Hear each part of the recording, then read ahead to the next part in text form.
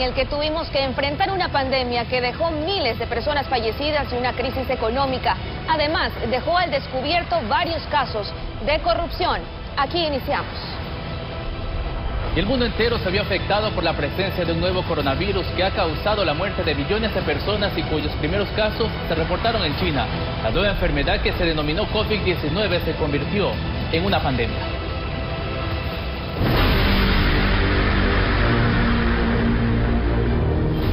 El cierre de un mercado mayorista en Wuhan, en China, el 1 de enero del 2020, pasó prácticamente inadvertido. El mundo entero celebraba el inicio del nuevo año, sin imaginar que este sitio sería el origen de la pandemia que cambió la historia del planeta. Ya el 9 de enero ocurrió la primera muerte provocada por este nuevo virus. En menos de un mes, el virus se propagó a países como Tailandia, Japón, Estados Unidos e Italia. Hasta este momento solo se sabía que era un nuevo tipo de coronavirus, proveniente de animales salvajes que fueron vendidos en un mercado chino. Científicos de todo el mundo iniciaron investigaciones en busca de una nueva cura. Su rápida propagación lleva al cierre de fronteras, dejando aislado a Wuhan. Expertos son enviados a ese sitio para investigar esta enfermedad, mientras inician las evacuaciones en vuelos humanitarios. Ahora en los puestos fronterizos también se efectúan inspecciones sanitarias. Se han dado instrucciones al personal médico para que esté alerta y ordene lo antes posible la cuarentena de casos sospechosos. Ante el desbordamiento de pacientes en China, se construyen hospitales en tiempo récord. Uno de ellos se levantó en tan solo 6 días. Ya el 31 de enero, Estados Unidos niega el ingreso al país a quienes han viajado a China en los últimos 14 días. No nos retrasaremos. Nunca voy a titubear en tomar cualquier paso necesario para proteger la vida, salud y seguridad de los estadounidenses. Una medida que más adelante adoptarían otras naciones. En un esfuerzo para contener la enfermedad, se toman medidas drásticas: cierres de aeropuertos, restricciones de viajes y el confinamiento. La economía mundial tambalea ante la suspensión de actividades. Solo las esenciales son permitidas. Ya el 11 de febrero, la OMS anuncia que COVID-19 es el nombre oficial de esta enfermedad. El virus trasciende fronteras y el 25 de febrero Brasil confirma el primer caso de coronavirus en Latinoamérica. El 9 de marzo, el primer ministro italiano anuncia el aislamiento total del país por coronavirus y medidas más restrictivas. El 11 de marzo, la Organización Mundial de la Salud declara el COVID-19 como una pandemia. La razón principal de esta declaración no es por lo que sucede únicamente en China, sino por lo que ocurre en otros países. Debemos estar preparados para manejarlo. Eventos como los Juegos Olímpicos de Tokio se suspenden. Ya en junio, Brasil se convierte en el segundo país más afectado del mundo con COVID-19, llegando a tener el cementerio más grande de Latinoamérica para las víctimas de la pandemia. El 11 de agosto, Rusia sorprende al mundo al anunciar la primera vacuna contra el coronavirus. A mediados de noviembre, 3 empresas, BioNTech, Moderna, Sputnik y Pfizer, anuncian una efectividad de sus vacunas superior al 90%. El 2 de diciembre, el Reino Unido se convierte en el primer país en aprobar la vacuna contra el coronavirus y comenzar su aplicación a la población, dando prioridad al personal sanitario y a los ancianos. Esta vacuna ha sido aprobada solo porque se han realizado y cumplido pruebas estrictas, y todos pueden estar absolutamente seguros de que no se ha pasado por alto ningún detalle. Así, el 9 de diciembre, Margaret Keenan, una mujer británica de 90 años, se convierte en la primera persona en el mundo en recibir la vacuna contra el COVID-19, fuera de los ensayos clínicos. Ya al finalizar el 2020, países como Rusia, Reino Unido, China, Estados Unidos, México, Chile, entre otros, aplicaban la ansiada vacuna a través de campañas de inmunización. El mundo, sin embargo, cerró el año con nuevas medidas de confinamiento, tras la detención de la nueva cepa del coronavirus, lo que puso en alerta a los científicos. En enero del 2021, la Organización Mundial de la Salud enviará a un grupo de expertos internacionales nuevamente en Wuhan para hacer otros estudios que determinen el inicio del COVID-19, la enfermedad que cambió el mundo, pues tras su aparición nada volvió a ser como antes. Informó Carlos Julio Gurumendi. Restricciones de movilidad, implementación de herramientas tecnológicas para efectuar varias actividades productivas de salud y educación, además de la aplicación de telemedicina, fueron algunas de las disposiciones gubernamentales adoptadas en Ecuador para evitar la propagación del COVID-19.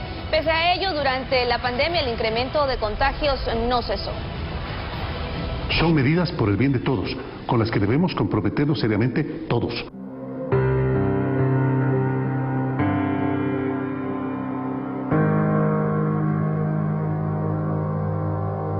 El año 2020 estuvo marcado por la pandemia del COVID-19 que cambió la cotidianidad del mundo. En Ecuador, el 16 de marzo, el presidente de la República, Lenín Moreno, anunció el periodo de confinamiento, pues de un día a otro en nuestro país incrementó el reporte de casos positivos de coronavirus, de 37 a 58. En aquel entonces se contabilizaban 2 fallecidos. Queda suspendida la actividad comercial de establecimientos que concentren más de 30 personas. Mientras dure la emergencia, no se harán cortes de ningún servicio residencial por falta de pago. Estaban cerca las conmemoraciones de Semana Santa y el temor de las autoridades era una saturación del sistema de salud pública. Los representantes de la Iglesia Católica apoyaban las decisiones gubernamentales. Están prohibidos los eventos masivos en el Ecuador y ratificamos esta prohibición el día de hoy y dejamos claro que esto incluye procesiones religiosas. Ecuador suspendió las actividades no comerciales de terminales terrestres, aéreas y marítimas. Prohibición de vuelos internacionales que lleguen a los aeropuertos de nuestro país, lo mismo para transporte terrestre internacional y transporte marítimo internacional. Policías, funcionarios municipales y hasta militares se movilizaron por todo el territorio. El estado de excepción iniciaba. Por razones de fuerza mayor o emergencia comprobadas, la circulación de vehículos solo está autorizada para estas mismas actividades, además del abastecimiento de combustible en las gasolineras. Las ciudades paralizaron sus actividades y en la nación se promovía el uso de herramientas tecnológicas. Los empleadores y trabajadores deberán llegar a acuerdos sobre jornadas y modalidades de trabajo. No habrá despidos.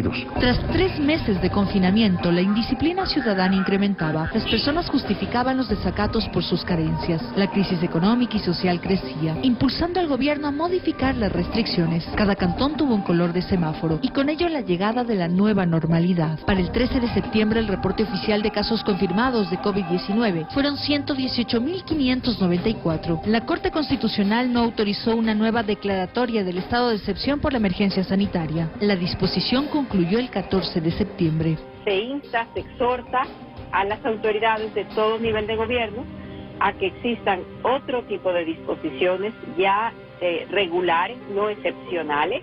Sin embargo, al iniciar diciembre, Reino Unido alertó de una nueva mutación de coronavirus de mayor facilidad de contagio, que se esparció en pocas horas por varios países europeos, provocando que se decrete un nuevo estado de excepción, incluyendo Navidad y fin de año. Declarar toque de queda a partir de hoy y durante 15 días, vigente desde las 10 de la noche hasta las 4 de la mañana. En este mismo horario regirá la ley seca. Hasta finales del mes de diciembre del 2020 se contabilizaron más de 200.000 casos positivos de COVID-19 y al menos 9.400 fallecidos, informó Sofía Vintimilla. Y la vida cambió el mundo entero con el COVID-19 y en nuestro país vivimos varias etapas para enfrentar la pandemia. Primero un aislamiento y luego el distanciamiento social. Tuvimos que acoplarnos a una nueva normalidad con reglas de semaforización y siempre protegiéndonos con mascarillas.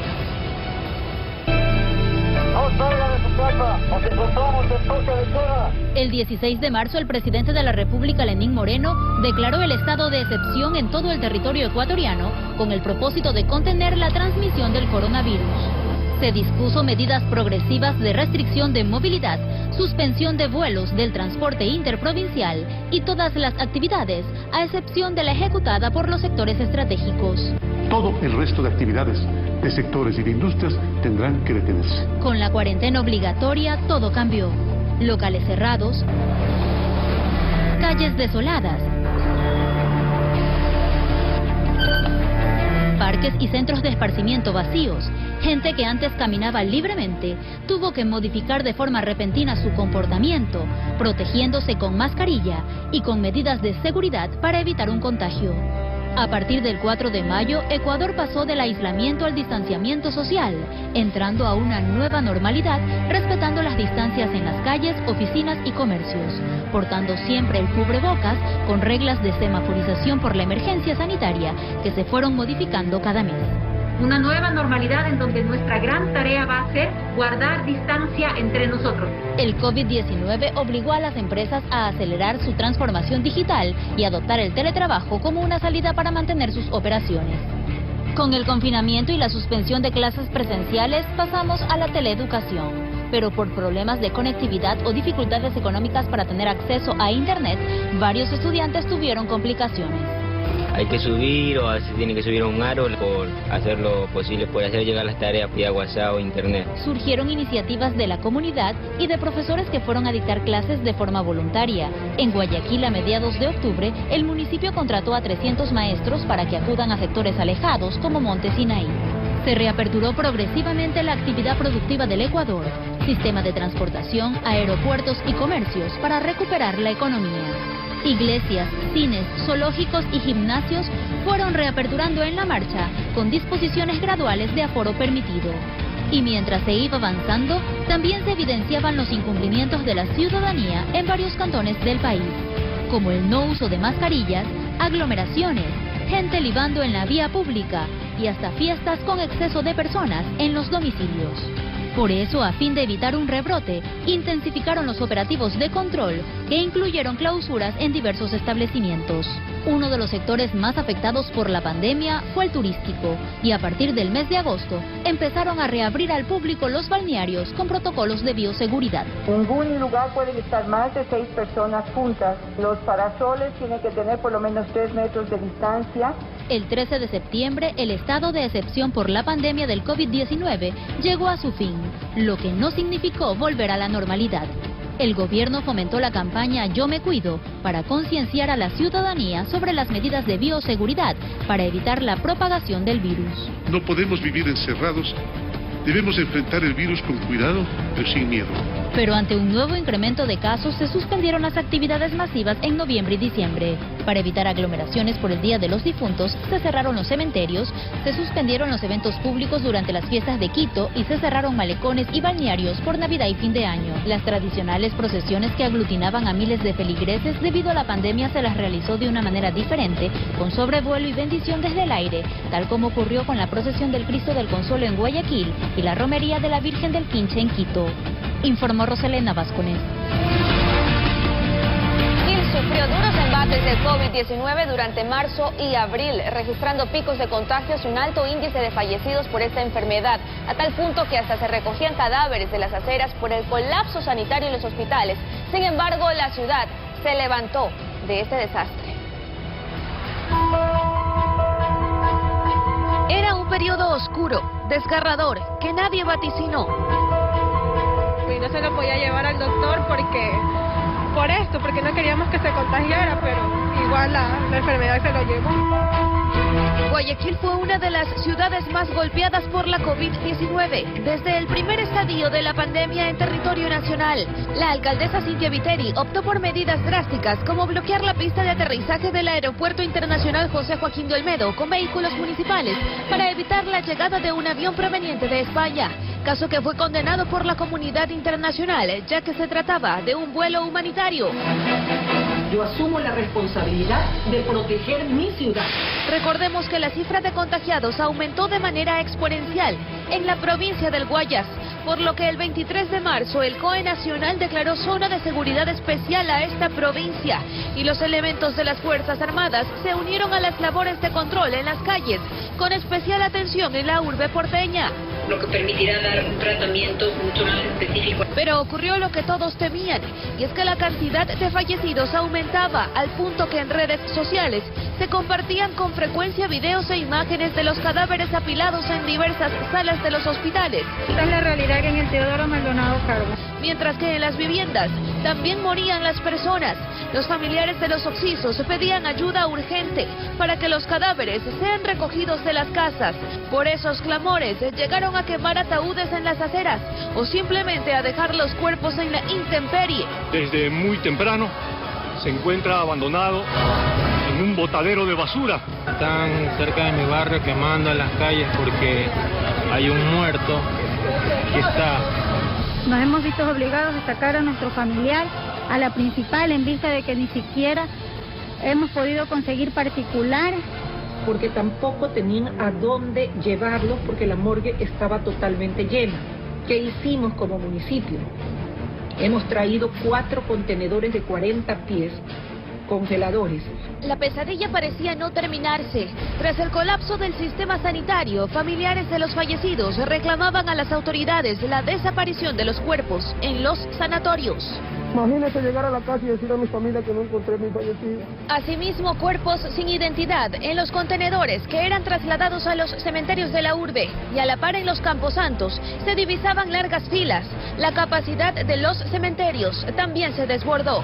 Dentro de la morgue les pidieron desde 50 hasta $300 para ellos buscar su cadáver. Entonces ahí es que la policía dice que han roto el sello de seguridad, se descongelaron los cadáveres y se degradó el nombre con el código. Fuimos al siguiente día, pues no apareció más el cuerpo y fueron efectivas las palabras que me dijo criminalística.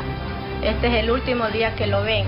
Según datos del Ministerio de Salud Pública, los picos de muertes en Guayaquil fueron entre el 27 y el 30 de marzo. En ese lapso hubo hasta 62 fallecimientos a diario, entre probables y confirmados de COVID-19. Mientras que el registro civil contabiliza que en abril, en la provincia del Guayas, hubo 12.469 defunciones, un incremento considerable en comparación al año 2019, que hubo 1.864. Específicamente en Guayaquil, en abril de 2020, se registraron 1.992 defunciones. Ya en mayo bajó a 1.805.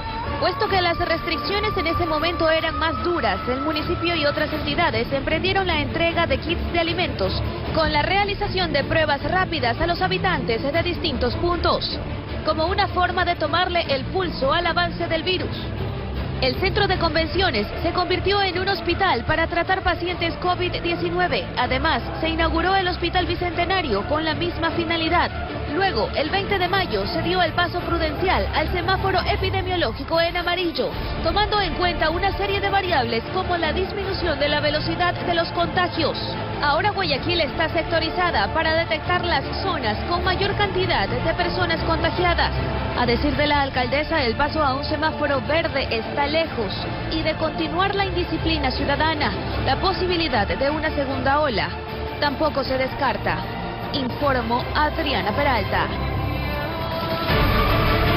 La capital de los ecuatorianos se convirtió en el nuevo epicentro de la pandemia desde agosto del 2020. Si bien su situación no fue tan crítica como en Guayaquil, los hospitales del IES y de la red pública lucieron colapsados de pacientes con síntomas de COVID-19. Escándalos de corrupción en la compra de test para identificar el coronavirus también fueron la tónica de la pandemia en Quito.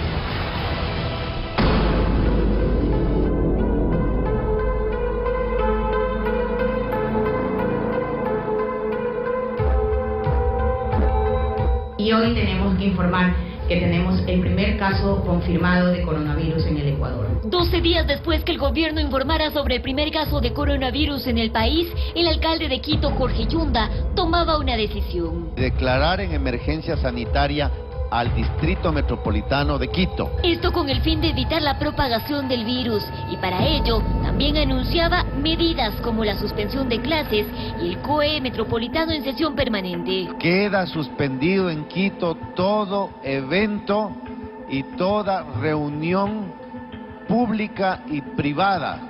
Al día siguiente, el 13 de marzo, la capital se enfrentaba con 3 contagiados confirmados en Pichincha a la peor crisis sanitaria. Posterior, en medio del toque de queda decretado por el presidente Lenín Moreno, las medidas se continuaban endureciendo. Se suspendió el transporte público, la jornada laboral se trasladó a casa excepto para quienes se encontraban en primera línea y de la cadena alimenticia.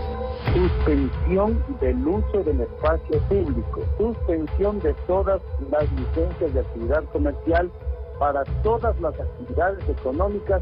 A medida que los casos aumentaban en medio de la saturación de los hospitales y de las unidades de cuidados intensivos, y frente a la situación que vivía Guayaquil, el Cabildo capitalino adoptaba medidas previsoras, entre ellas las morgues móviles, la creación del Centro de Atención Temporal Quito Solidario en el Bicentenario, con el fin de atender pacientes COVID leves y moderados y descongestionar el área de emergencia del sistema de salud. Y el bienestar de cada uno de los quiteños va a ser posible con esta obra. 200 camas en la planta baja, 170 en la planta alta. Se sumaron brigadas móviles y fijas para una primera atención en barrios y casa por casa. También la compra de 100.000 pruebas para detectar a tiempo los casos y fortalecer el cerco epidemiológico, aunque más tarde sacaron a la palestra pública presuntos actos de corrupción por la poca efectividad de las mismas y sobreprecios, lo que aún está en investigación.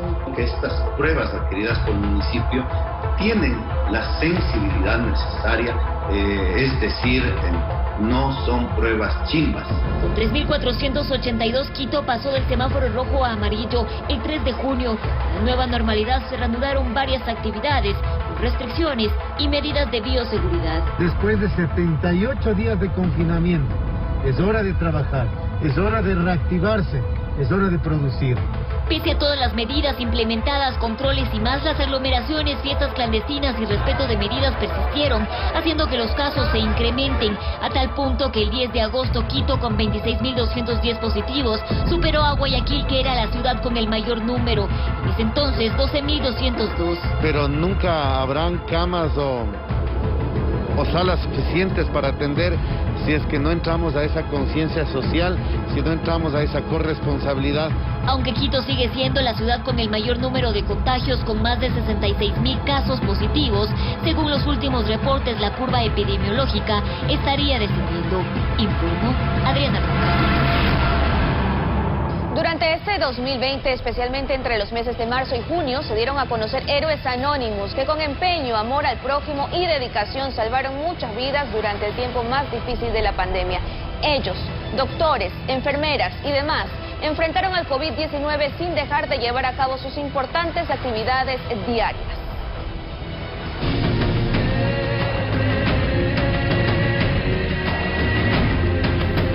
¡Se lo llevó este virus! La gente se desploma, nomás se cae con esta enfermedad. Ahorita vamos a donde están los desechos infecciosos y hay 6 cuerpos embalados con coronavirus. Nunca antes habíamos divisado panorama similar. Toque de queda, calles vacías, temor por parte de una población que sentía quebrantada su esperanza e incluso atropellada su fe. A la par de aquellos días devastadores, surgieron desconocidos, personas cuya voluntad, valor y espíritu de lucha fueron inquebrantables. Ellos son los héroes del COVID. Pese al riesgo y al temor que doblegó a la población mundial. Líbranos de esta pandemia, Padre, a nuestro planeta, a nuestro mundo, a nuestra ciudad, a nuestro país y a todos los países del mundo, Padre. Estos personajes decidieron enfrentar a este enemigo desconocido. Lo hicieron en primera línea. Cintia es integrante del grupo de médicos de la Cruz Roja. Su voz parecía anudarse en la garganta a la hora de recordar aquellos momentos. Asegura que el descanso no era una opción, cuando diariamente recibían a miles de personas buscando ayuda para este mal. Yo me encargaba de recibir a los pacientes, mantenerlos estables y llevarlos a una casa de salud. Pero era muy difícil la recepción de estos pacientes ya que estaban colapsadas. En pleno ápice de la pandemia era muy complicada. Entonces nos mandaban de una casa de salud a otra y era muy complicada. Ni hablar de los fallecidos, un colapso de salud que generó preocupación en la opinión pública y casa adentro también. Las salas de emergencia de los hospitales estaban colapsadas y una vez que empezaron a ver los fallecimientos, las acumulaciones de cadáveres, era algo muy fuerte que la gente lo viralizó, lastimosamente, sin respeto a las personas que fallecían. Era algo muy fuerte, las personas se quedaban afuera, luchaban por entrar a los pacientes. Nosotros como ambulancia peleábamos con los médicos para que nos puedan recibir a aquellos pacientes que estaban más graves. No se conocen, pero Ana vivió la misma experiencia. Ella es auxiliar de enfermería y por decenas tenía que atender a los enfermos de coronavirus. Y empezamos a hacer lo que era pruebas rápidas. En el tiempo de la pandemia salía un 60% positivos. Realidad dura que le tocó enfrentar, que no se debe bajar los brazos, asegura. Trabajando en el área de salud nos asustó un poco, más a veces no por nuestra persona, sino por nuestros familiares. Llegar a casa, ir, sacarse los zapatos, la ropa, pena en la puerta, no abrazar a nuestros hijos más que todo. Los médicos en primera línea han dado su vida, no han descansado, han arriesgado todo. La doctora Julieta Zagnay es una médico que estuvo en dos frentes, luchando por salvar la vida de los afectados y también peleando por sobrevivir. Ella resultó contagiada. Vi morir a mucha gente al lado mío, en una sala como esta, 17 personas, vi cadáveres, vi personas que tosían y ese era su último aliento, morían de manera consciente, morían de una manera consciente. Entonces yo también empecé a tener miedo a toser, porque pensé que esa última vez que tosía podía quedarme sin aire. Sin embargo, tras los cuidados necesarios, logró recuperarse, volviendo a la carga. El COVID-19 no la detuvo y siguió salvando vidas. Para eso se preparó. Me tocó ayudar a mis pacientes a sacar a sus muertos de las casas. Me pasaban mensajes, me enviaban imágenes de cadáveres en las casas de hasta 6 días. Alguna vez uno me dijo: tengo pensado hacerlo peor, quiero pasar por el puente Durán y lanzarlo por el agua, porque ya no aguantamos la pestilencia. Una abuelita que dormía en el parque mientras que su hijo estaba muerto dentro de la casa por 5 días. Entonces me tocó enfrentar esa situación y yo dije, si yo sobreviví es para ayudar a las demás personas. Según los datos de autoridades de salud, solo en Guayaquil han perdido la vida 160 galenos en esta pandemia, que en toda guerra hay bajas. Sin embargo, la mejor manera de honrar a los caídos siempre será seguir de pie, seguir adelante. Informó Julio César Saúl. Los casos de corrupción durante el año 2020 y en particular en la pandemia tomaron un giro sin precedentes en la historia del Ecuador. Los escándalos por sobreprecios, venta ilícita de insumos médicos e intentos de fuga coparon noticias del día a día en medios nacionales. Una vez concluido el año, varios de esos procesos siguen en investigaciones. La corrupción durante el 2020 visibilizó desde todas las instancias a sus presuntos actores, personas naturales y jurídicas, personajes vinculados a la actividad política, y autoridades locales no quedaron exentas de acusaciones. Así, a inicios de junio, el ahora fallecido prefecto de la provincia del Guayas, Carlos Luis Morales, era detenido. Antes, la fiscalía allanó su vivienda. La acusación sobre la autoridad era por peculado y tráfico de influencias. Las acciones que se le atribuían a él y su círculo fue por sobreprecios en insumos médicos transados con empresas vinculadas. Estoy pidiendo simultáneamente a la Contraloría General del Estado y a la Fiscalía General de la Nación su inmediata intervención a fin de que se determinen las responsabilidades del caso. Pero de Guayaquil nos trasladamos a Quito, en donde el Cabildo no se libró de embrollos de corrupción. Algunos de los casos también están en el marco de la pandemia, en donde el gerente de la EMAPS fue detenido por el presunto sobreprecio en la compra de equipos de bioseguridad. Dentro de ese particular, 12 personas fueron detenidas en allanamientos realizados por la Fiscalía. Detalle que entró a indagación fue la transferencia de $1.3 millones de las cuentas del EMAPS a un banco de Hong Kong. Un tema digital, un ataque digital. Y ahora se está investigando si es dentro de la institución, si es un tema externo, si es deliberado, eso tendrá que determinar las autoridades. Se hicieron esas transferencias fraudulentas, lo bueno es que no llegaron a su destino final. En el mismo camino estuvo el municipio de Guamote, liderado por su burgomaestra Delfín Quispe. Ahí se allanó la institución para recabar indicios de un presunto mal uso de dineros para adquisición de insumos para combatir el COVID-19. Sin alejarnos de la etapa más compleja de la pandemia, por consecuencia de la compra de 7.000 kits alimenticios con presunto sobreprecio, fue acusada la directora del Servicio de Gestión de Riesgos, Alexandra Hawkins. La presión obligó a la funcionaria a renunciar del cargo el 11 de mayo. No se cumplió, no había los recursos, el Ministerio de Finanzas no pagó y por tanto la institución no recibió el kit. Con todo eso, pareciera que no se podía esperar más, pero imagínese usted que desde los mismos hospitales públicos se identificó, según la Comisión Nacional Anticorrupción, un sistema perverso de sobreprecios en donde se adjudicaba contratos a empresas de comida rápida o de índole publicitario, sin tener ninguna concordancia con el sistema de salud. De las investigaciones realizadas se desprendieron otros varios presuntos implicados procesados al día de hoy.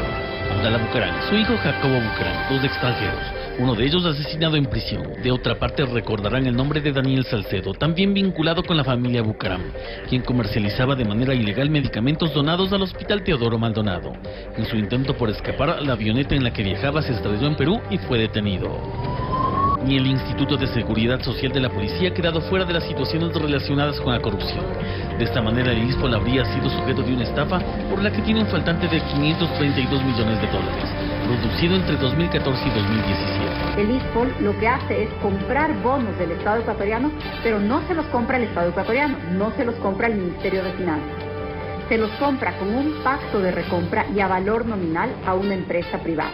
Si bien en la historia del Ecuador estos casos no han dejado de afectar su imagen, datos muestran que en la medición de índices de corrupción, la última cifra nos coloca en el puesto 93 entre 180 países, informó Javier Rosero. Daniel Salcedo fue uno de los personajes más investigados por la justicia ecuatoriana en este 2020. Sus nexos con funcionarios públicos y los contratos con diferentes hospitales por insumos médicos llevaron a la Fiscalía a iniciar varias indagaciones. Aquí un recuento de su accidente aéreo, hospitalización y también procesos judiciales que enfrenta. 4 meses después del inicio de la pandemia en el país, la Fiscalía revelaba lo que para muchos era un secreto a voces en los hospitales del IES, de una supuesta red de corrupción.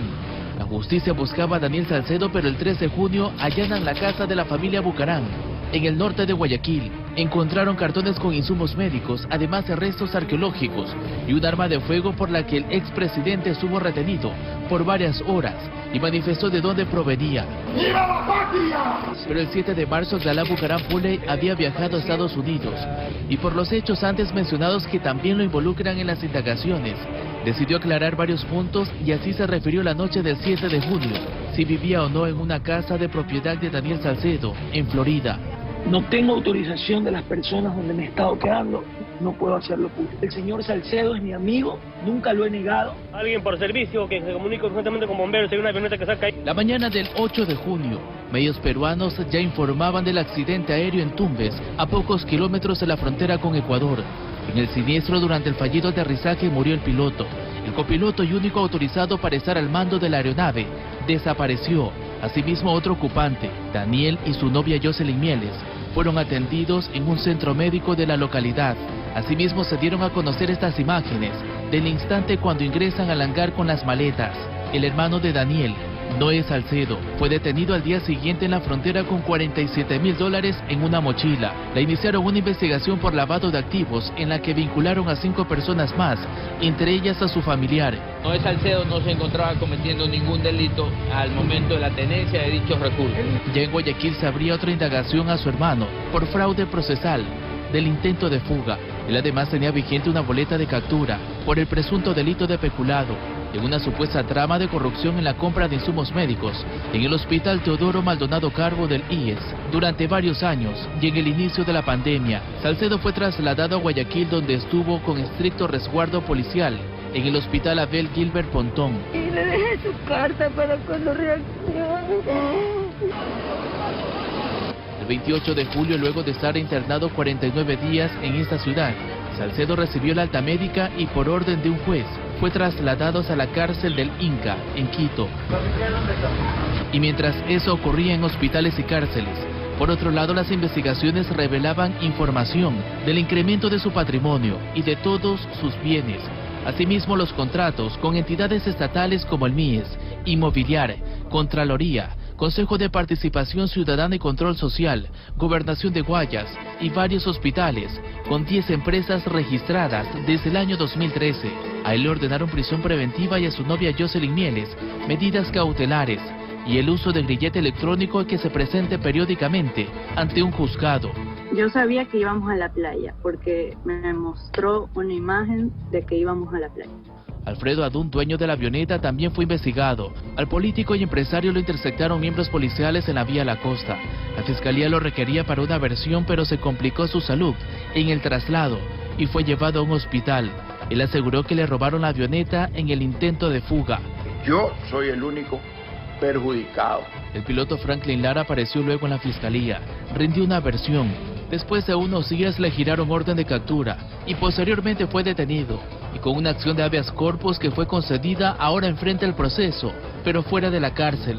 En el Ministerio Público apareció un ciudadano denunciando a Daniel Salcedo por suplantación de identidad en la falsificación de estas credenciales. No he permitido usar mis datos para cualquier trámite, cualquier tema. Ofreció varias entrevistas y fue reconocido por personas que durante el inicio de la emergencia sanitaria le compraron Aptenra, un medicamento para contrarrestar los efectos del COVID-19.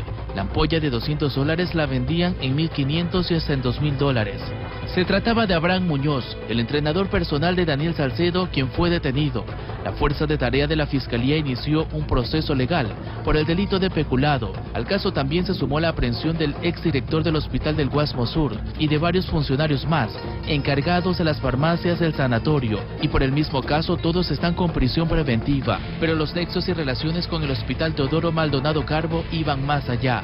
Decía que no lo conocía, pero aquí celebra con otras personas el cumpleaños del exgerente del centro hospitalario, Luis Cairala Zunino.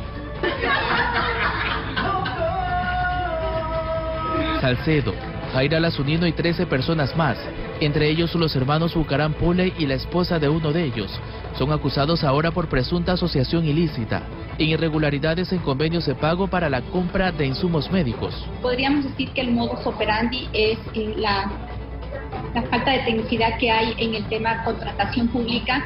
La norma lo permitió cuando hablamos de una contratación en casos especiales. Por otro lado, la Fiscalía ahora apunta contra el exdirector ejecutivo del IES, Paul Granda, quien habría visitado a Salcedo en su suite, en un edificio en el norte de Guayaquil.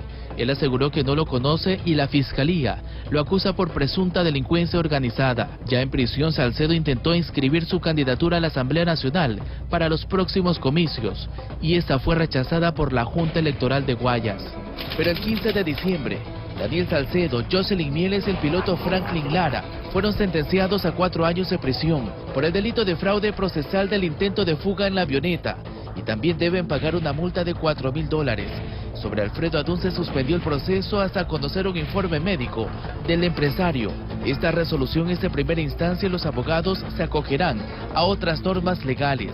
Salcedo continúa en la cárcel del Inca en Quito y enfrenta otro proceso por delincuencia organizada, también por peculado, asimismo por lavado de activos y falsificación de documentos públicos, informó Charlie Pisa. Corrupción también se dieron en la entrega y uso de los carnets de discapacidad. En este año 2020, funcionarios y nuevamente Daniel Salcedo y varias personas cercanas a él se beneficiaron de aquel documento en un tema que le costó el cargo al presidente del Consejo de Participación Ciudadana y Control Social. La pandemia reveló otro capítulo de irregularidades en la función pública. Esta vez inició con un carnet de discapacidad de Daniel Salcedo Bonilla, mientras estaba con resguardo policial, con prisión preventiva y hospitalizado. En ese entonces se supo que tanto él, su hermano y varios amigos tenían este documento. El Servicio Nacional de Aduanas encontró ilegalidades en la adquisición que ellos hicieron de estos y otros automotores importados, tanto en el año 2018 como en el 2019, y de lujo. Estos permanecen en una de las bodegas de la SENAE en Guayaquil.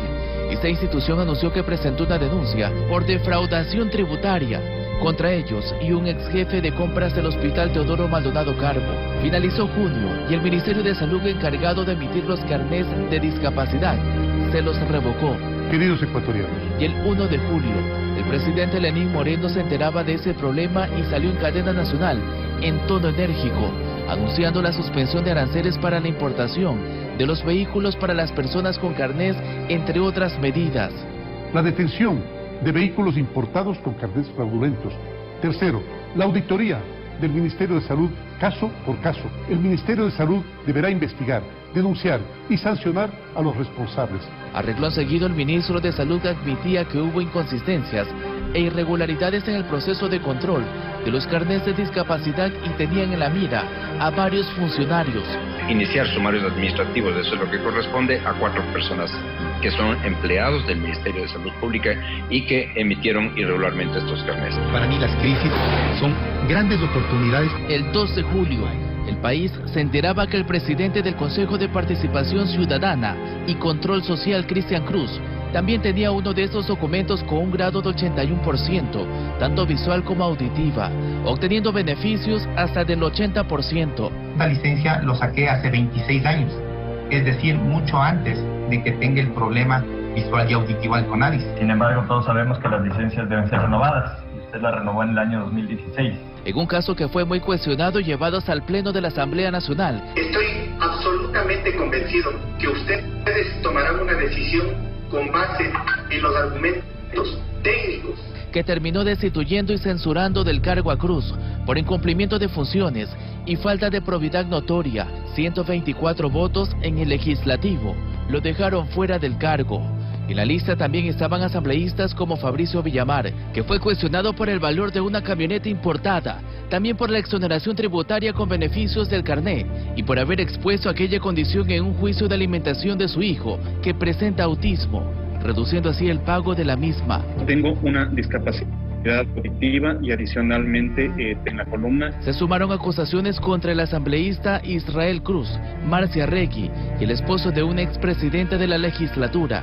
Todos respondieron inmediatamente explicando las condiciones y el uso de aquel documento de discapacidad. Yo no he utilizado mi carnet de discapacidad ni siquiera para pagar los servicios básicos, peor para traer un carro de alta gama. Y el tema se extendía a funcionarios de otras entidades y hasta futbolistas. Así lo mencionó el ministro de Salud, Juan Carlos Ceballos. ¿No le parece a usted que esa es la razón por la cual no ponemos goles, no metemos goles? Será por eso. El 30 de septiembre el gobierno nacional hizo el lanzamiento de la primera fase del programa Placa Vehicular Diferenciada para personas con discapacidad y se retomó la entrega de los carnés mediante un sistema electrónico de autorizaciones para importaciones de carros y así evitar actos irregulares en este servicio. El MSP activó 12 equipos de auditoría en todo el país y así esta cartera de Estado verificaba denuncias sobre este tema. Desde marzo que inició la pandemia hasta septiembre, el Ministerio entregó 2.284 carnés de discapacidad que apuntaban a la Fuerza Terrestre, también a la Policía Nacional, Petroecuador y el Consejo de la Judicatura. Su titular, María del Carmen Maldonado, entregó documentos a 98 funcionarios judiciales y de estos 50 entraron en proceso de revisión. Aquellos que se han beneficiado con información falsa o han proporcionado información falsa para su ascenso o permanencia en la función judicial serán separados de la institución bajo la figura de déficit. Pero aparecían más casos y la fiscal general del Estado, Diana Salazar, anunció que se investigaba el delito de delincuencia organizada y se seguía la pista a una red que tramitaba y se beneficiaba de los carnés. Se realizaron indagaciones en la provincia de Guayas, Pichincha, Esmeraldas, Los Ríos, Santa Elena, Sucumbíos y El Oro. La policía y la fiscalía realizaron también allanamientos en Guayaquil y en cantones aledaños, donde en diferentes urbanizaciones detuvieron a 6 personas. Según información policial, cobraban $1.300 por cada uno. Y mientras eso ocurría por el lado legal, la indignación ciudadana crecía al ver cómo la pandemia también desnudaba un tema muy sensible y así asociaciones relacionadas a las personas con discapacidades se pronunciaban. Estos funcionarios hayan tenido, cuando ellos están con todo su cuerpo completo y no tienen necesidad de haber adquirido solamente para adquirir un bien, nada más. Y los que insistieron o se rindieron porque nunca se los entregaron y que en el CONADIS o el Ministerio de Salud le pusieron muchos obstáculos pese a que los necesitaban y nunca tuvieron uno en sus manos y peor obtuvieron los beneficios de ley, rompían el silencio. Para ese carnet estoy caminando más de 5 años en el Ministerio de Salud y no me dan el carnet. Esta persona me dijo que con $300 me daban el turno para que le sacara el carnet nuevo. Que tantas personas que tienen tanto dinero usan de un carnet, mientras que las personas que necesitamos nos niegan. Todo eso se da con un informe de la Contraloría General del Estado, que aún no es entregado. Con él se espera conocer detalladamente cuántos funcionarios o exfuncionarios cometieron esas irregularidades y si existe o no sobre ellos indicios de responsabilidad penal, informó Charlie Pisa.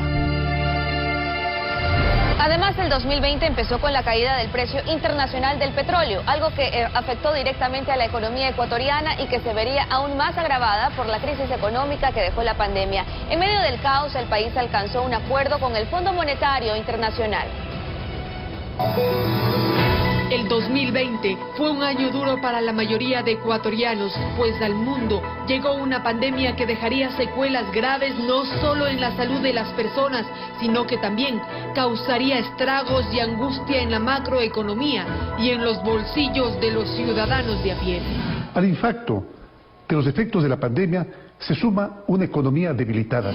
Mientras el coronavirus se expandía con fuerza por todos los países, las bolsas de valores se desplomaron y el precio internacional del petróleo cayó a cifras insólitas.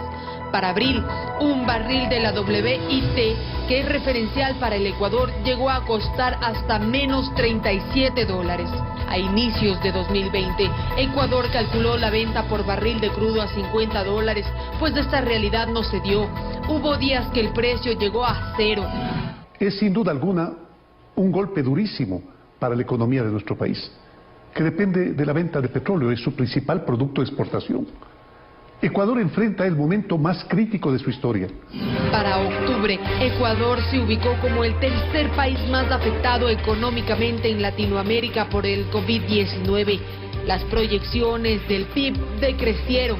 En medio de todo esto, la deuda con el Fondo Monetario Internacional se reestructuró y el organismo internacional realizó un préstamo de $6.500 millones al país. La comunidad internacional ha vuelto a confiar en Ecuador.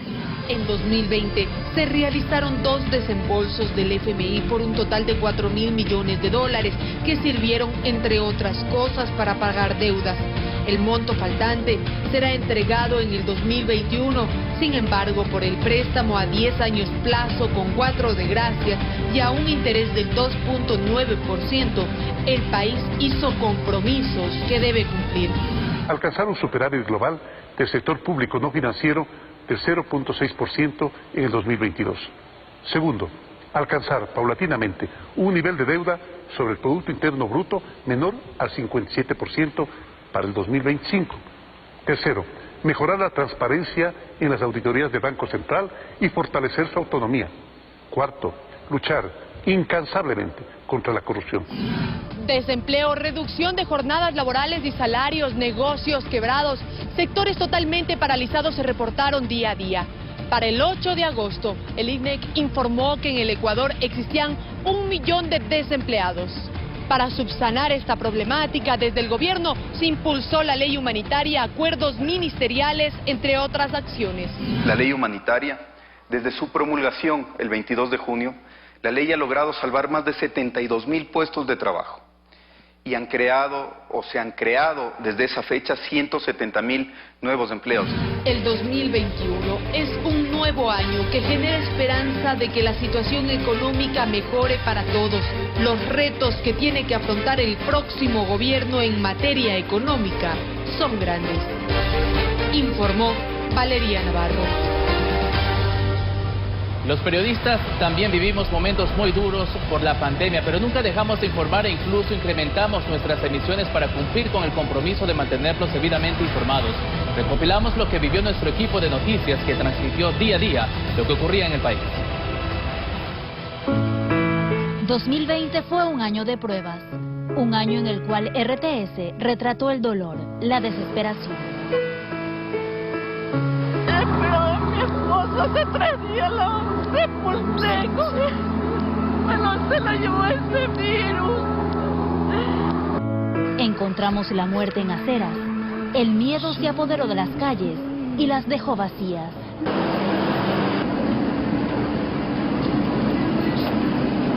Con el replique de las campanas de la Iglesia Católica, se pide quedarse en casa. Con el sonar de las campanas sentí el miedo de perder a mi familia. Sentí el miedo que sentía todo el país en general ante esta pandemia.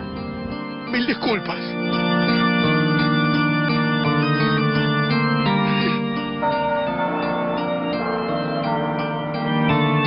Cuando empezaba a observar que un amigo, que un compañero, que un colega falleció por coronavirus, sí daban esos instantes en los que te quedabas en silencio, reflexionando. Yo terminaré así. Como periodistas nos enfrentamos a una cruel y despiadada realidad que nos arrebató a seres queridos. A mi padre le dio un infarto producto de toda esta situación que alteró a todo el mundo. Y lo que hice fue decirle a Dios que si esa era su decisión, aun cuando yo no estaba precisamente de acuerdo, la aceptaba por su supremacía. En medio de todo teníamos que continuar, firmes en nuestra misión ante una comunidad sollozante que demandaba estar informada. Al igual que todos, también tuvimos bajas. Compañeros como Luisa Delgadillo, José Luis Arévalo, Jorge Escobar, Adriana Peralta e incluso yo nos contagiamos de COVID-19. Otros como Hugo Gavilanes, a quien por protección se lo envió a la casa, pero desde allí en una trinchera más segura, mantuvo sus ideales de un periodismo comprometido con la sociedad. La pandemia completa con la delincuencia y los narcotraficantes.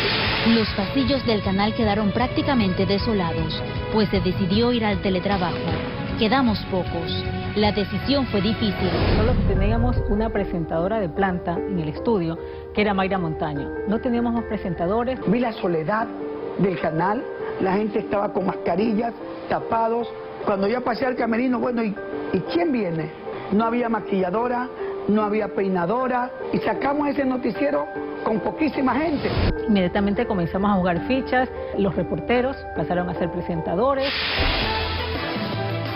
Amigos televidentes, buenas noches. Pandemia a la cual le hacemos frente aquí todos los días informándoles. Hay un compromiso y el noticiero no puede pararse. Se incrementaron nuestras horas, nos fuimos hasta las 11 de la mañana, tuvimos nuestra emisión a las 6 de la tarde, tuvimos noticiero los fines de semana, porque era tal la necesidad del televidente de saber lo que pasaba. Era tal la información que se generaba a cada hora que nosotros teníamos que informarlo. Por muy dura que sea, por muy fuerte que sea, aunque tengamos el corazón hecho pedazos, tenemos que salir adelante. Estamos aquí justamente haciendo quizás el doble. El otro día me tocó hacer mi prompter. No se nos quita nada, darnos la mano. ¿Sabes qué? Vamos y yo hago esto, no importa, o sea, ya nadie era solo presentador o reportero o productor. Todos hicimos de todo. De manera voluntaria, algunos optaron por vivir en las instalaciones del canal para no poner en riesgo a su familia y a la vez continuar informando. Las horas de intenso trabajo en las que todos se apoyaban para sacar las emisiones informativas llenas de adrenalina contrastaban con los momentos de soledad, aquella que a ratos intentaba apoderarse de todos. Nos encomendamos a una fuerza superior para sacar lo mejor de nosotros y seguir adelante para luchar contra este enemigo invisible.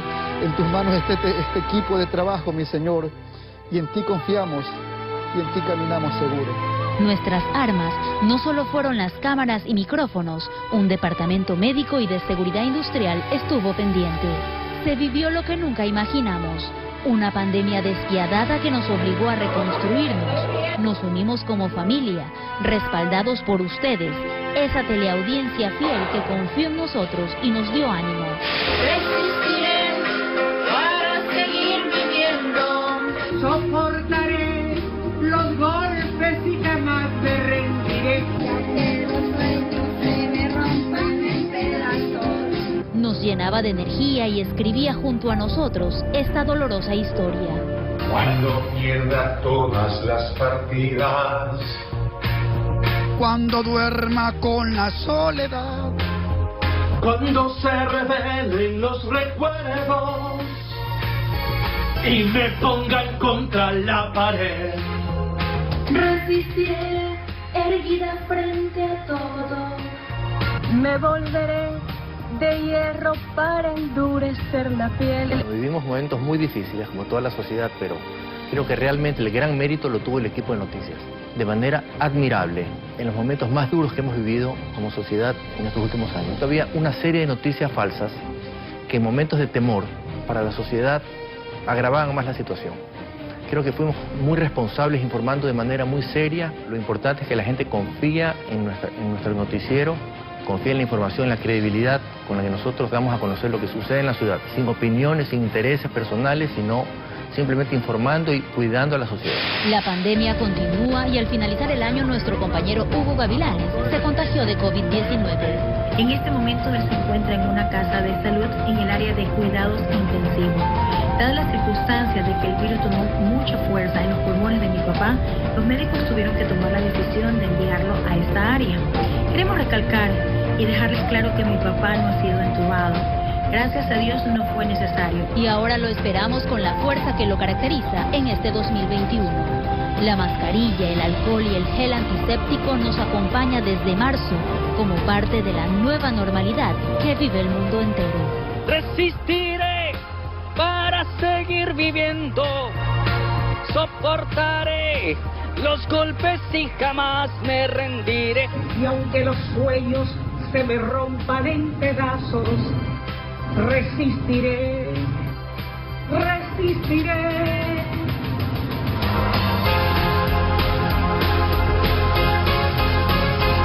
Informó Roselena Vázquez.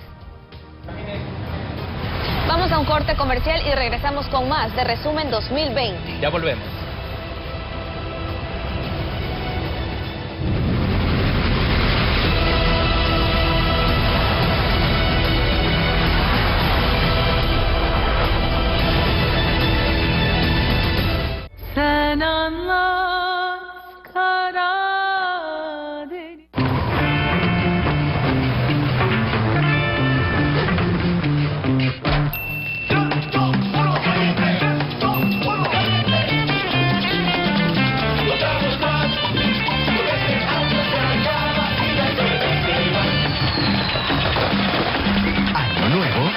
Nueva, smartphone nuevo. Muévete a un smartphone nuevo, porque Movistar te regala la mitad. ¡Feliz 2021!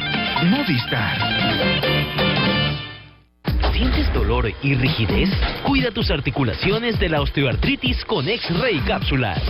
Su fórmula con glucosamina, condroitina y vitamina C, tratamiento indicado para el dolor y la rigidez en las articulaciones. X-Ray Cápsulas, libertad de movimiento. Este sábado 2 de enero, desde las 8 de la mañana, te esperamos en el gran despertón de rebajas de The Passion. Aprovecha descuentos desde el 50% en toda la tienda. Además de encontrar miles de productos en precios especiales desde $5,95. Te esperamos este sábado 2 de enero, desde las 8 hasta las 3 de la tarde, en el gran despertón de rebajas de The Passion. En todas las tiendas a nivel nacional. Aplican condiciones. Para el 2021, muévete a un smartphone a mitad de precio, porque Movistar te regala la mitad. Llévate el Samsung A11 en plan y encuentra más descuentos en nuestras tiendas. Movistar.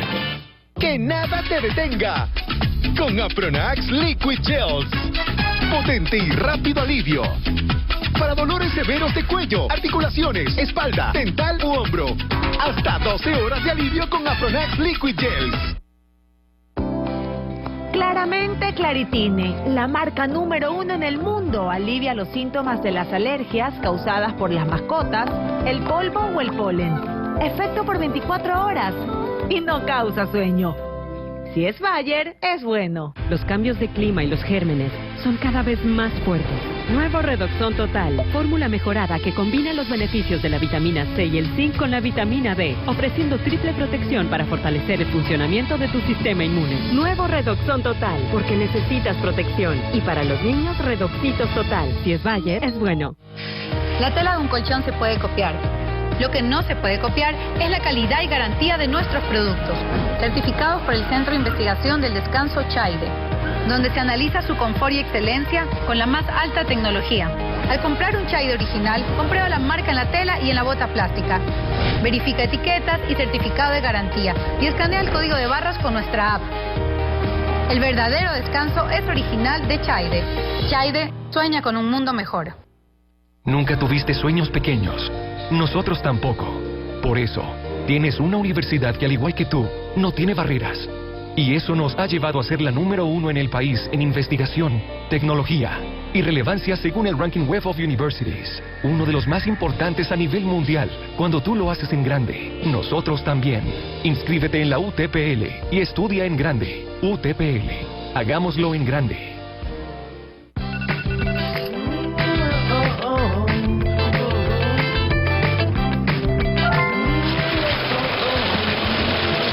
Comienza tu año ganando con los $100,000 de Nescafé. WhatsApp el código de lote de producto, más cédula y foto del empaque abierto. Son miles de ganadores. WhatsApp gana con Nescafé. Tío Nacho se recomienda de pelo en pelo. Tenía el pelo muy frágil. Se me quedaba en la almohada, en el cepillo, en la ducha. Hasta que mi hermano me dijo, usa Tío Nacho, el de color verde. Tío Nacho Herbolaria, con jalea real y extractos de origen natural. Reduce la caída y deja el cabello más fuerte y resistente. Y ahora, al que lo veo con problemas ahí arriba, se lo recomiendo. Sorpréndete tú también con Tío Nacho Herbolaria. Tío Nacho, el rey de la jalea real. Encuéntralo fácilmente en tu supermercado favorito. La caspa no es un problema superficial, y te lo vamos a demostrar. Este es el cuero cabelludo dañado por el hongo de la caspa. Medicasp es un shampoo con antimicótico para eliminar el hongo de la caspa. Desde el primer síntoma de caspa, usa Medicasp, un shampoo medicado que acaba con la caspa. Tengo caspa, voy a la farmacia y pido Medicasp.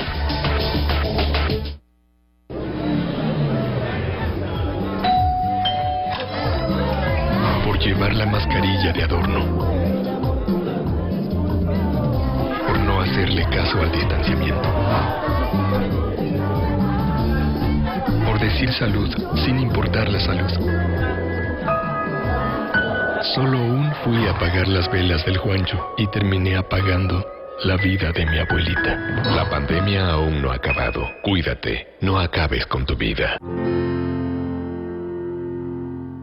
Autorización número 01045, CNE, Elecciones Generales 2021. El planeta nos está diciendo algo y ya es tiempo de escucharlo. Por eso, te invitamos a ser parte de la generación True.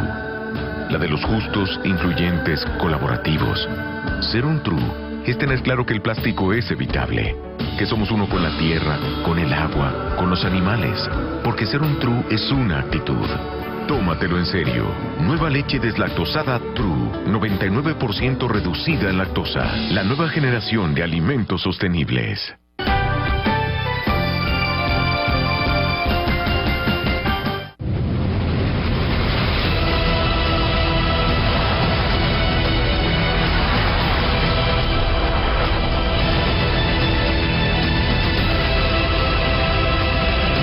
Por seguir con nosotros. El año 2020 fue decisivo para la justicia ecuatoriana. El expresidente Rafael Correa y 9 exfuncionarios de su mandato fueron sentenciados a 8 años de pena privativa de libertad por el delito de cohecho relacionado al caso Sobornos 2012-2016. El año terminó con la colocación de una placa en el Palacio de Gobierno como parte de la reparación integral simbólica, donde constan los nombres de los condenados y una frase que hace alusión al respeto de los recursos públicos. Apenas a 3 días de iniciado el 2020, Daniela Camacho, jueza de la Corte Nacional de Justicia, efectuó un anuncio que marcó la historia del país. El expresidente Rafael Correa y 20 personas más fueron llamadas a juicio por cohecho en el caso Sobornos 2012-2016. Diana Salazar, fiscal general del Estado, reaccionó de inmediato. Este es un día importante para la Fiscalía General. Los días no solo se le ponían difíciles a Correa, además debía enfrentar la justicia el ex vicepresidente Jorge Glass, quien ya purga una pena en la cárcel de La Tacunga por asociación ilícita. En el caso Odebrecht, los exministros Vinicio Alvarado, María de los Ángeles Duarte y Walter Solís, el exsecretario jurídico de la presidencia Alexis Mera, la en ese entonces asambleísta Viviana Bonilla, el exasambleísta Cristian Viteri, la exfuncionaria Pamela Martínez y su exasesora Laura Terán, además de 10 empresarios privados. Los jueces de la Sala Especializada Penal de la Corte Nacional de Justicia, Marco Rodríguez, Iván León e Iván Saquicela, conformaron el Tribunal de Juzgamiento, lo que no fue del agrado de Correa, que para inicios de febrero planteó una demanda de recusación, poniendo en tela de duda la legitimidad de los magistrados. Así, lo sustentó su abogado Fausto Jarrín. Se cogió a los 3 jueces prácticamente diciendo que todos los demás habían participado en alguna fase del proceso. Estrategia del expresidente que no le resultó. La recusación fue negada. Resueltos los recursos, la audiencia de juzgamiento tomaba su cauce. Que se trata de una estructura criminal. Del 2012 al 2016 se habrían recaudado alrededor de $7.577.000 por concepto de aportes económicos privados no justificados para campañas electorales del correísmo, a cambio de contratación con el Estado. La fiscal Salazar no solo pedía ese monto económico como reparación integral. En la sumatoria total del otorgamiento de contratos, $1.000 millones. El procurador Íñigo Salvador manejaba otra cifra, 23 millones de dólares. El 10 de febrero inició la audiencia de juzgamiento terminando la madrugada del 6 de marzo. Un mes más tarde se conoció la sentencia. Correa y Glass fueron sentenciados como autores de cohecho agravado. El resto de exfuncionarios, como coautores, se dispuso que pasen 8 años en la cárcel, a excepción de Pamela Martínez, 38 meses 12 días, y Laura Terán, 19 meses. Las dos fueron parte de la colaboración eficaz. También 10 empresarios privados debían pagar 8 años. El expresidente coincide en mi indignación. El 26 de abril, la Corte Nacional publicó la sentencia. La defensa de los sentenciados, quemando los últimos cartuchos presentando recursos para modificar el veredicto.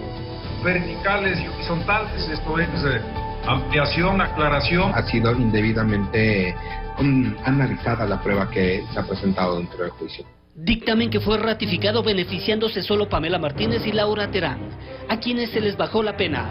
Los recursos también permitieron reducir de 25 a 8 años la pérdida de los derechos políticos, favoreciendo directamente a Correa. En medio de todo esto, María de los Ángeles Duarte se refugia en la Embajada de Argentina en Quito. Cristian Viteri y Viviana Bonilla sorprenden con su fuga, algo que al parecer ni sus propias defensas técnicas conocían. Sorprendido la noticia. Así, en septiembre llegó la casación para 16 de los 20 sentenciados, donde se ratificó el fallo, dejando a Correa fuera de la contienda electoral. Todo el Ecuador ha sido vencedor. Nosotros vamos a ir a Cortes Interamericanas de Derechos Humanos. Al momento, de los exfuncionarios, solo están detenidos Alexis Mera, Jorge Glass, Pamela Martínez y Laura Terán. El 23 de septiembre se solicitó la localización y captura del resto, pedido que llegó a la Interpol para que se emita la difusión roja contra Correa. En noviembre la Procuraduría inició el trámite para la recuperación de los 14.7 millones de dólares que los condenados deberán cancelar por concepto de reparación integral en favor del Estado ecuatoriano. Informó Héctor Romero. Y uno de los casos más sonados de corrupción en el país en medio de la emergencia sanitaria fue el caso del Hospital de Pedernales, que envolvió a funcionarios públicos desde asambleístas y hasta altas esferas del gobierno. El resultado, legisladores destituidos y prófugos. Además, luego de la entrega del dinero para el hospital, que sea una realidad, casi al término del año, el contrato fue adjudicado a una empresa china. Las autoridades ya se encontraban investigando este entramado de corrupción. Y es que las alertas se encendieron el 14 de mayo cuando Giancarlos Benavides, asesor de Daniel Mendoza, fue detenido al igual que otras 8 personas, entre ellas el representante del consorcio Pedernales Manaví a cargo de la construcción del proyecto. En los allanamientos se incautó 1.7 millones de dólares entre cheques y dinero en efectivo. Para la construcción del proyecto, el Ministerio de Finanzas entregó en marzo de este año un anticipo de 8.214.000 dólares para la construcción de la obra, pero allí solo había piedras removidas. Sin embargo, días después, el 5 de junio del 2020, allanamientos ejecutados por la Fuerza de Tarea de la Fiscalía en Quito, Puerto Viejo y Bahía de Caracas lograron capturar a varias personas, entre ellas el entonces asambleísta. ¿Los detenidos se confirma que se encuentra el asambleísta Daniel Mendoza? Él es uno de los detenidos, igualmente está siendo llevado a la ciudad de Quito para la audiencia respectiva. Entre los aprendidos también figuraban el director del Servicio de Contratación de Obras, René Tamayo. La Contraloría halló indicios de responsabilidad penal en funcionarios del SECOP, entidad responsable de la contratación, administración y fiscalización de obras del Estado, quienes al parecer beneficiaron al consorcio contratista. Ese mismo día se les dictó prisión preventiva en la Corte Nacional de Justicia. Un grupo estructurado conformado por varias personas, funcionarios públicos, que se beneficiaban de dinero al otorgar contratos. Pero mientras eso ocurría en la Asamblea Nacional había cuestionamientos sobre el accionar de Mendoza, que conformaron una comisión multipartidista que analizaba su destitución. Y sí, antes de que eso sucediera, el 1 de julio Mendoza renunció a su cargo desde la cárcel 4, donde permanece recluido. Renunciar es también liderar. Pero en esa trama aparecen más legisladores, pues en medio de las investigaciones, el 17 de julio se filtró una supuesta conversación entre Daniel Mendoza y Eliseo Azuero, en la que se involucra a varias autoridades. En el audio nombran a varios asambleístas y 11 veces a María Paula. Es muy importante que no se confundan los diálogos políticos con los pactos de la regalada gana, esos no son nuestros. ni tampoco los diálogos políticos con la participación en ningún acto incorrecto o ilegal. Luego de eso, Azuero volvió a ser nombrado por Mendoza en la tercera ampliación de su versión. Aquí dijo que Azuero recibió coimas por la fiscalización del Hospital de Bahía de Caracas y del Hospital de Pedernales.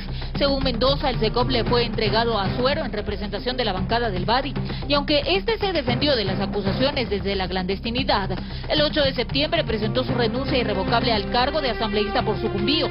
Juro ante Dios, en primer lugar, que yo no tengo participación alguna en todo este hecho. Pero para el 29 de septiembre, en sus testimonios anticipados, Daniel Mendoza y Giancarlos Benavides nombraron nuevamente a la entonces ministra de Gobierno, asegurando que esta daba la aprobación en el supuesto reparto a cambio de votos. En ningún caso, bajo ninguna circunstancia, ninguna de esas conversaciones es sobre una ilegalidad, es sobre un contrato, es sobre dinero. Sin embargo, las declaraciones de Mendoza sobre la ex titular del Ministerio de Gobierno no trascendieron. Y ya al término del año, el ex asambleísta admitió haber cometido el delito de delincuencia organizada en el caso Hospital de Pedernales. Fue entonces cuando se aceptó aplicar el procedimiento abreviado a 8 de los 19 procesados en el caso, sentenciándolos a 4 años y 2 meses de cárcel por el delito de delincuencia organizada. Se espera que la obra sea una promesa cumplida, pues estará a cargo de una empresa china. Informó Marilyn Jaramillo.